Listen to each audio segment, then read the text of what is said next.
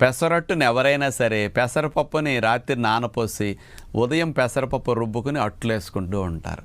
ఇలా నానపెట్టిన పెసరపప్పుతో పెసరట్లు వేసుకునే దానికంటే పెసల్ని అప్పటికప్పుడు కడిగేసేసి ఇన్స్టెంట్గా మిక్సీలో వేసేసి అన్ని నీళ్ళేసి ముక్కా చెక్కల నలగనిచ్చి ఈ పెసరపిండితో గనక పెసరట్లు వేసుకుంటే ఇది చాలా చాలా మంచిది. ఎందుకు అంటే ఈ డైరెక్ట్గా పెసల్ని రుబ్బేసి వేసుకుంటున్నాం కాబట్టి నానబెట్టకుండా ఇవి స్లోగా అరుగుతాయి.